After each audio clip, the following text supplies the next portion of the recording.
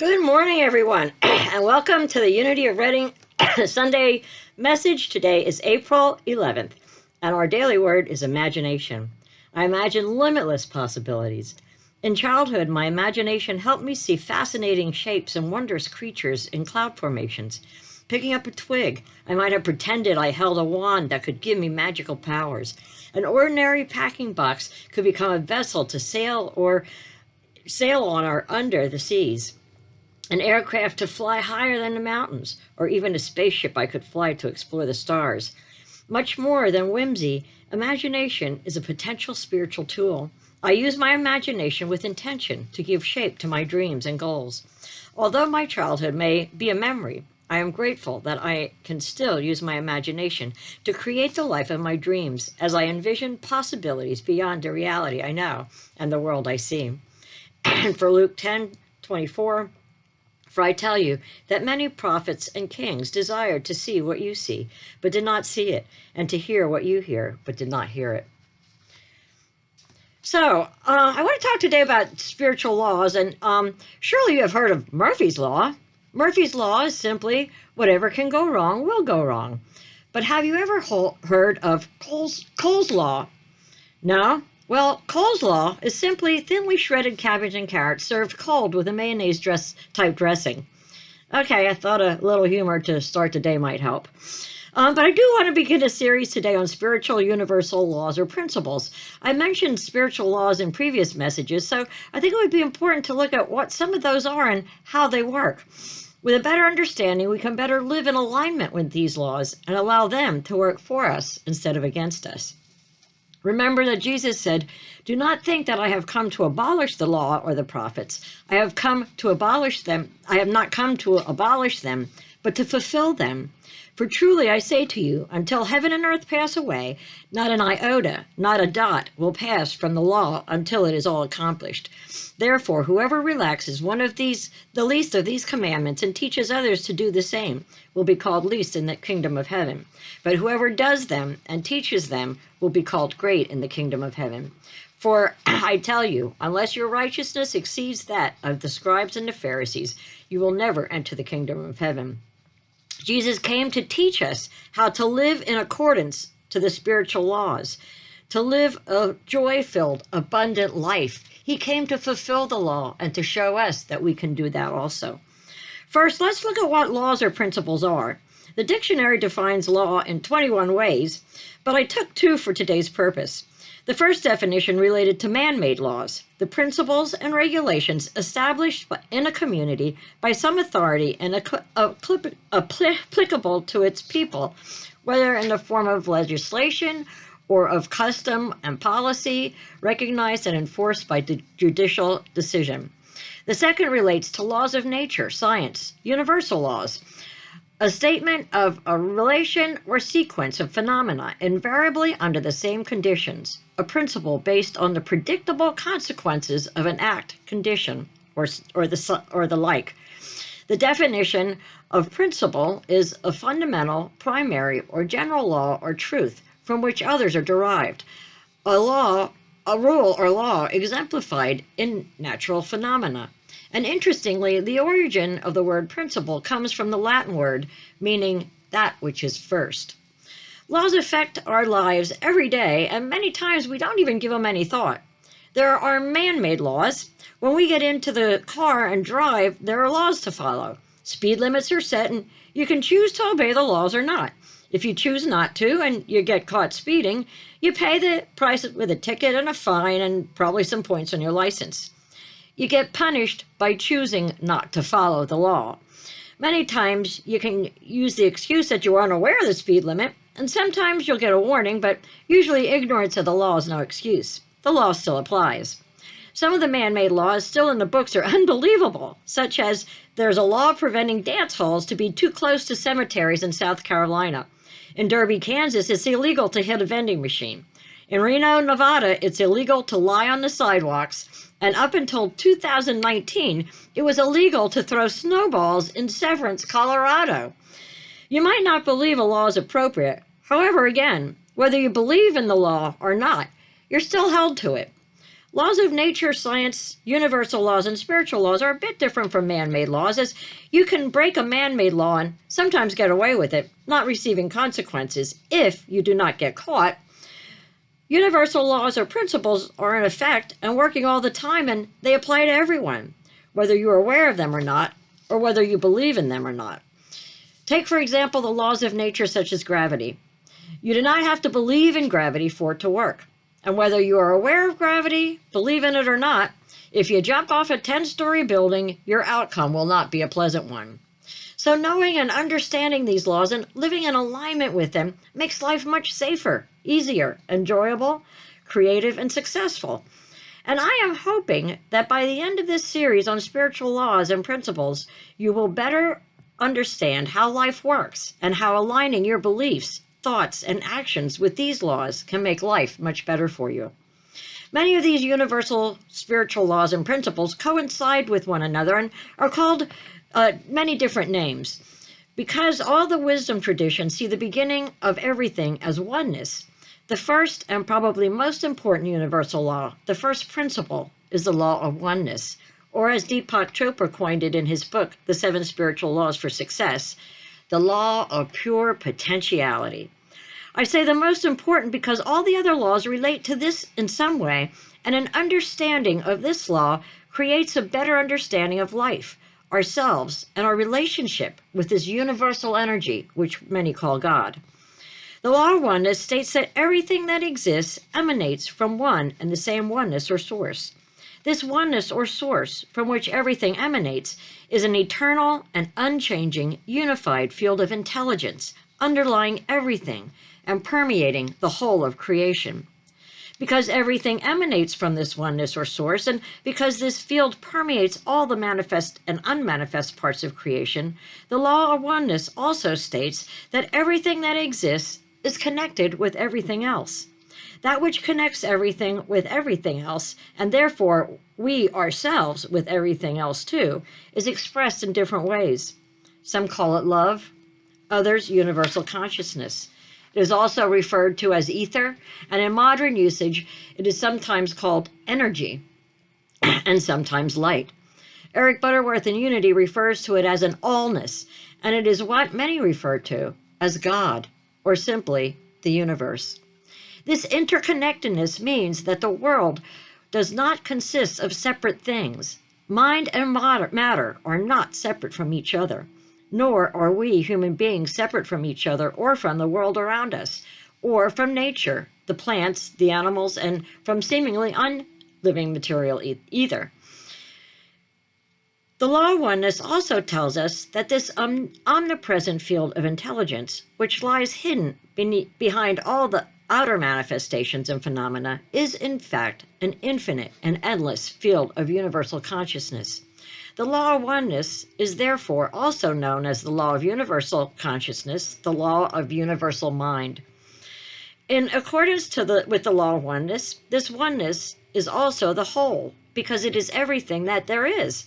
Nothing exists outside this oneness, which means that everything that exists within this oneness. At the same time, this oneness is endless, both in terms of time, it is eternal, and place. It is everywhere, permeates everything, and is in everything. And it also is endless in terms of force. It is unlimited. This law is therefore also known as the law of pure potentiality. Not only does everything emanate from this originally undifferentiated oneness, but the multitude of forms and manifestations ultimately also returns into this oneness. Most importantly, any description of the oneness is inadequate, as when you define something, you limit it, and there is no limit to source energy, no limit to God, so there cannot be a definition. This indescribable oneness, this unending source from which everything emanates, is a nothingness, which is at the same time a fullness. The only way to truly gain an understanding of this is via the way of the mystics, through the direct experience of oneness with everything. This idea was found in ancient wisdom and now is beginning to be substantiated through scientific and quantum research. It is said to be written in the Hermetica, which is an ancient Greek text, he is hidden, yet obvious everywhere. He is bodiless, yet embodied in everything. He is all, not many. The all is not many separate things, but the oneness that subsumes the parts. Until the advent of quantum physics, such experiences and writings, as in the case of ancient wisdom, of the traditions of wisdom, were in a long time incomprehensible to Western science. It was gibbery juice. Quantum physicist John Hagelin writes, but now, in light of recent scientific discoveries, these ancient descriptions make sense. They describe consciousness as a universal field of intelligence underlying the whole of material creation. One is drawn to conclude that the unified field of physics and the unified field of consciousness are one.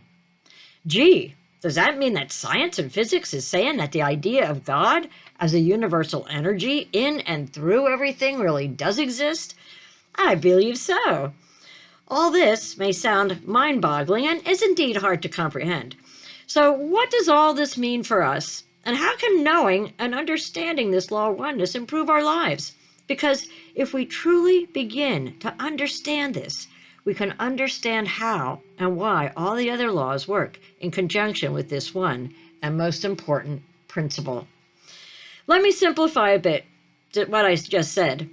Number one, everything in existence is part of a universal field of energy. This energy has many names and is referred to by most major religions as well as physical science. The energy is timeless, but the form of this energy is constantly shifting. Thus, everything that you experience is one representation, one perspective of this universal energy. Since you exist, you too are a part of this energy, and you can use your consciousness to imprint your thoughts and intentions onto it and use it to manifest anything that you choose.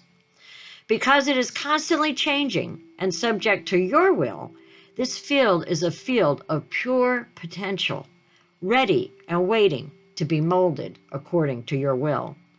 You just have to know how to get in touch with it. So how do we do that? That's the big question. We first need to truly begin to realize who and what we are.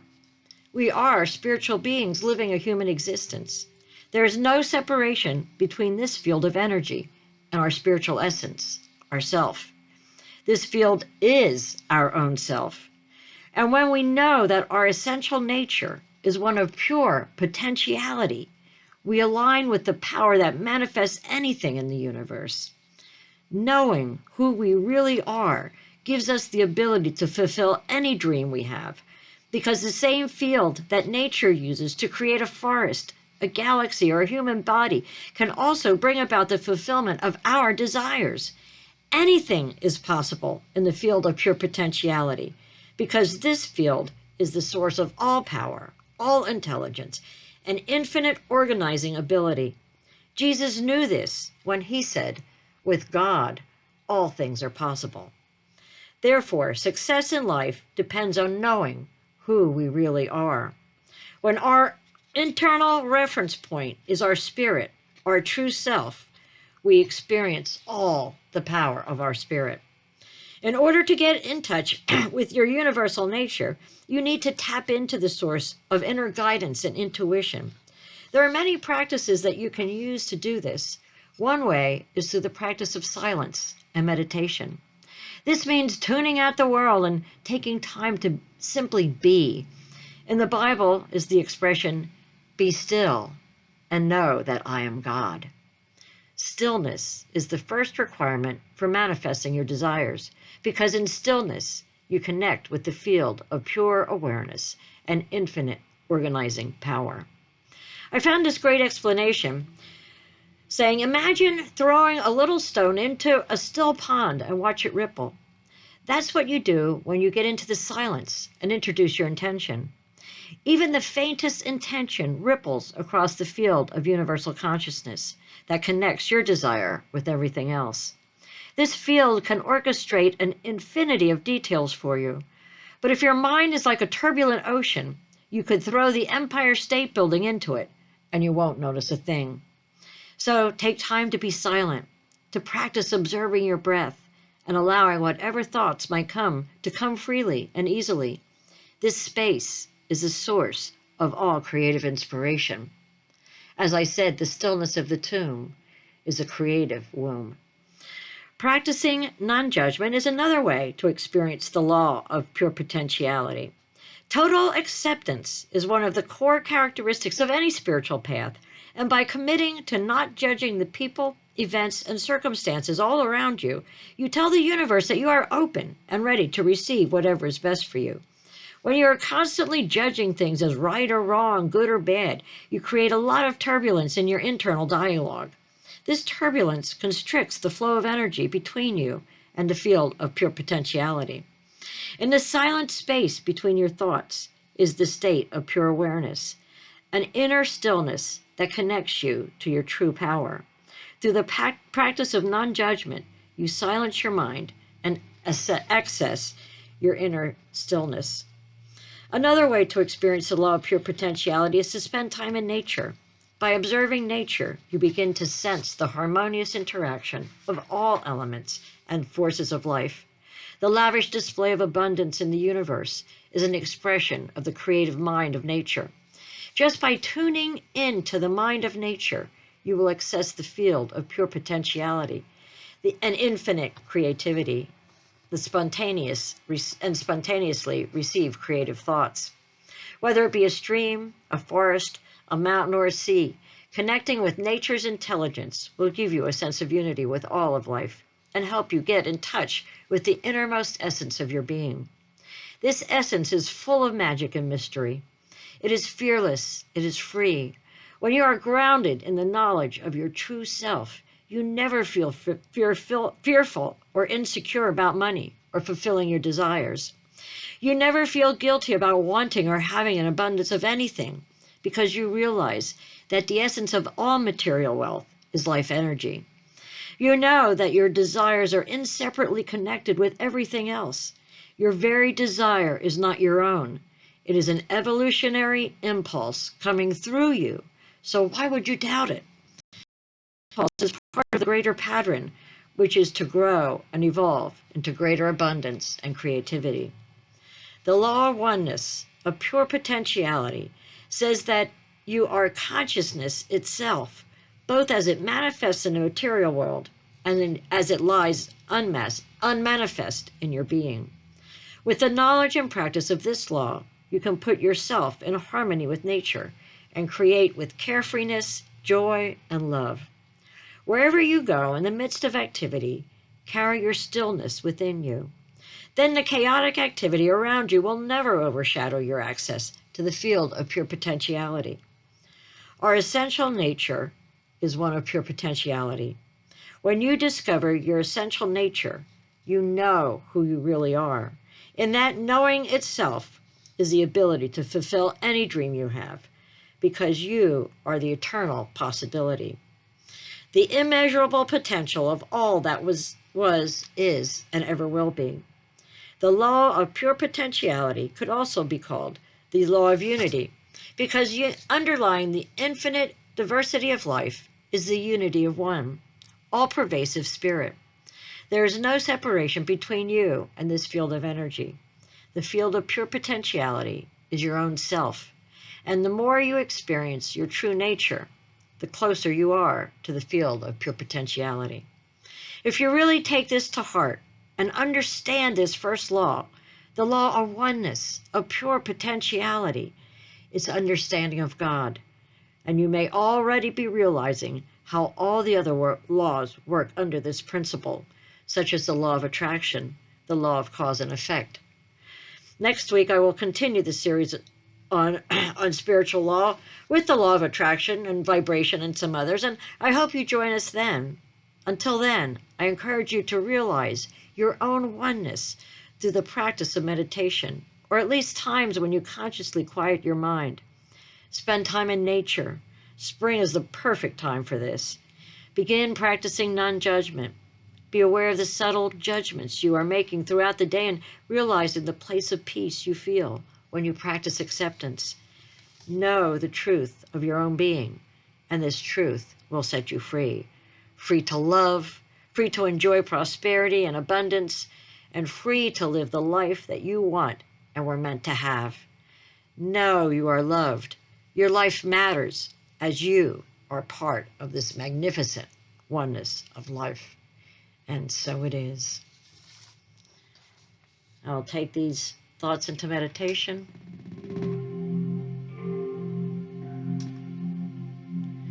And as you get quiet in meditation, take a deep breath in and breathe in the oneness, knowing that we are all connected. With every breath we breathe, with every movement we make. In this oneness, we live and breathe and move, and we have our being. As you still your mind, focus on your breath. Focus on the miracle of life. Focus on the beating of your heart and the love that beats forth from it. And the love that you accept into your heart from others.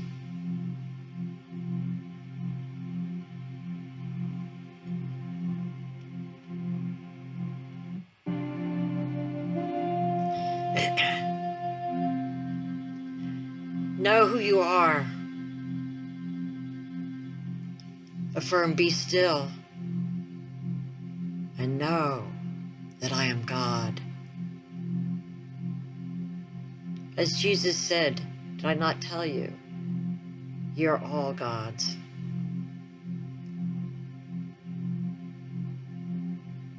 Know that your life matters because you are part of this pure potentiality, this field of oneness. You are an extension of source energy, here to live, here to love, here to express and expand, to live life and life more abundantly.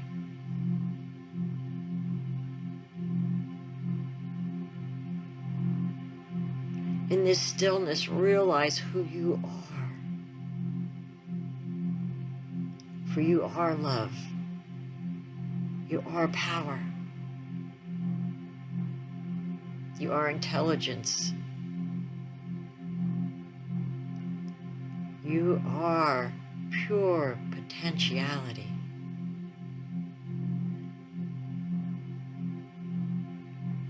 In this stillness is a time to place your desire or your intention.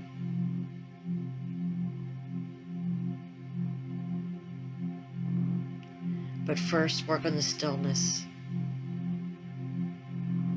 and on the realization of your oneness with this energy that we call God.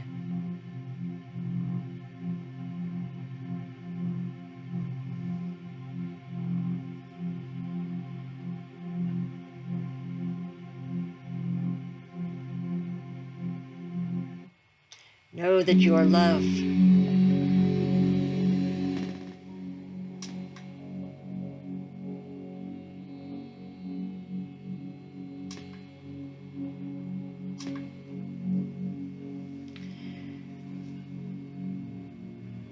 Feel the oneness. Feel the oneness with all that is.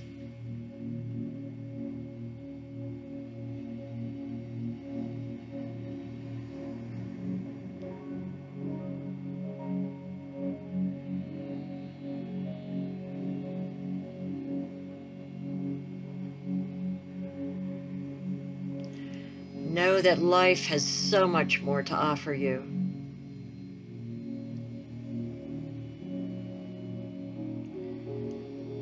Your inner being, your Christ nature,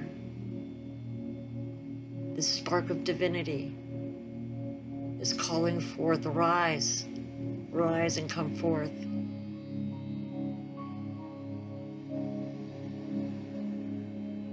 Know that all the answers that you need lie inside.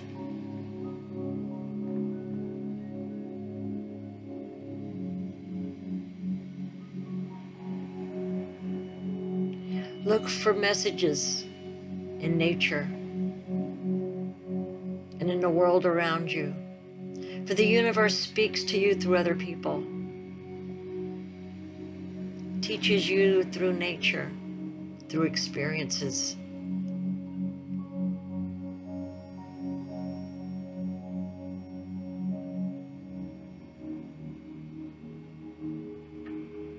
Know that your pure being is connected to the whole of the universe, to God, to this field of pure potentiality. Know that your desires come from this field itself. And since your desires come from this field, the opportunities to claim that desire are also there. Be open to leadings. Be open to intuition. Be open to messages from the universe. For as we are all connected, you can understand how God works through things, through people, through experiences, to fulfill your every desire. As Jesus said, I have come so that they might have life and might have it more abundantly. Know this life of peace, of abundance and happiness is yours for the claiming. For your life is a life of pure potentiality.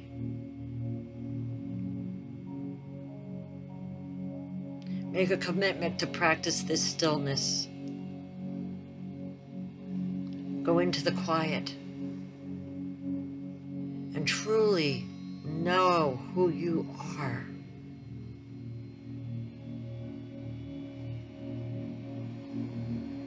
For the universe is saying to you, you are my son, you are my daughter, in whom I am greatly pleased.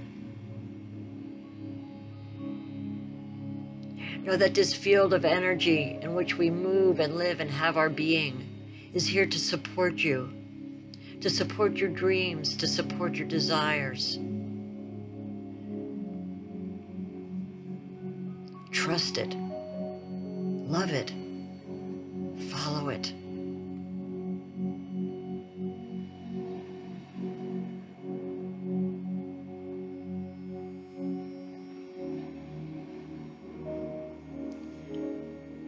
Feel the peace and the joy of the quiet and the stillness. Be still and know. Be still and know that I am God.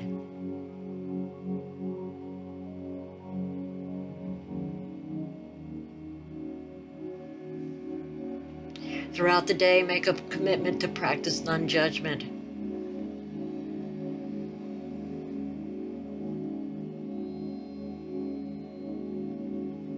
Allow your inner being to help you with the acceptance of life.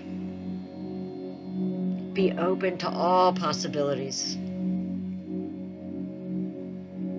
See the good, see the God in everything. As you experience the good and the God and everyone else and everything else, you'll realize your oneness.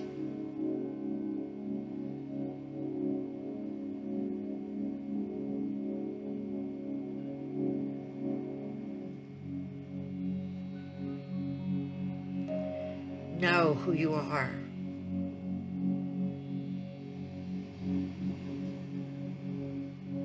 And love yourself. For you are awesome. You were created in the image and the likeness of God. And you are pure potentiality. Know this truth. Know this truth. And this truth shall set you free.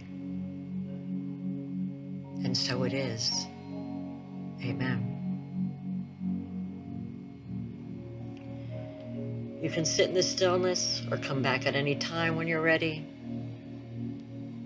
But make a commitment to spend time in this stillness every day.